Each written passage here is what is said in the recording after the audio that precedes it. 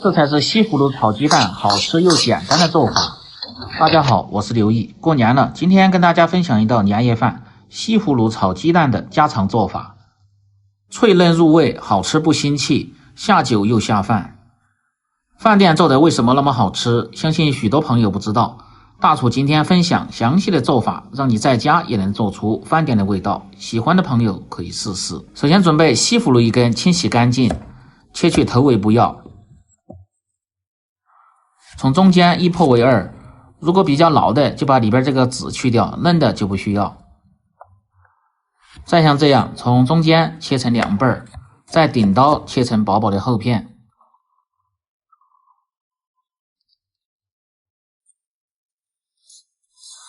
切好放入盆中。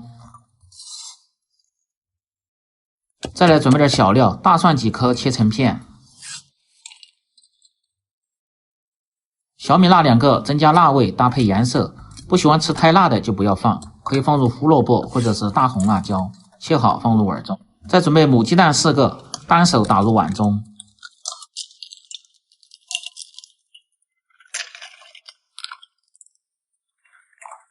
打好后简单调个味，放入少许的胡椒粉，适量的料酒去腥，生抽酱油适量，提味提鲜，而且可以使炒出的鸡蛋颜色还特别的黄亮好看。再放入少许的玉米淀粉，可以使炒出的鸡蛋更加的滑嫩，而且还可以减少吸油。再放入少许的白醋，可以让鸡蛋更加的蓬松。再切入少许的小葱花，增加香味。再继续向一个方向快速的搅拌均匀，搅拌至鸡蛋冒泡即可。食材准备好后，下面开始起锅烹饪。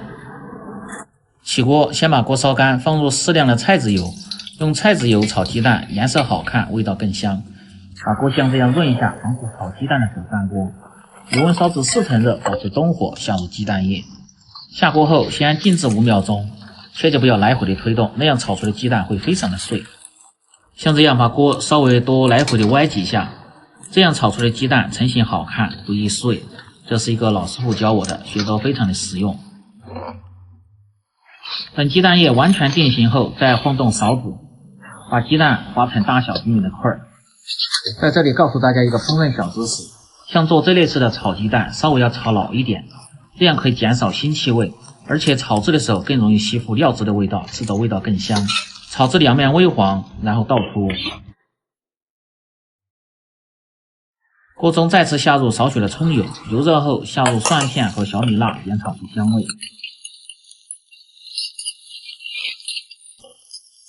炒至蒜片微黄，香味才最浓。接着下入西葫芦片，保持中火翻炒均匀。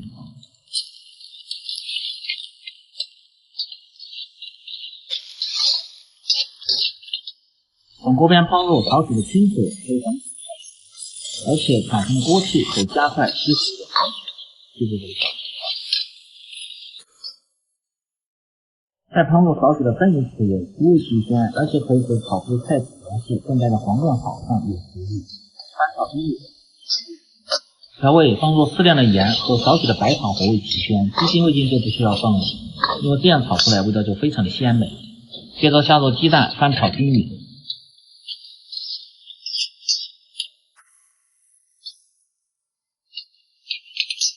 再搁入适量的水淀粉，让菜品吃起来更加的发味，而且还可以减少出血。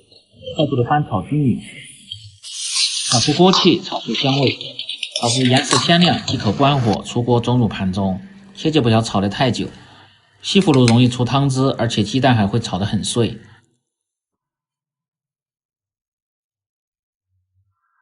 这样一道鲜美脆嫩、下酒下饭都不错的西葫芦炒鸡蛋就做好了。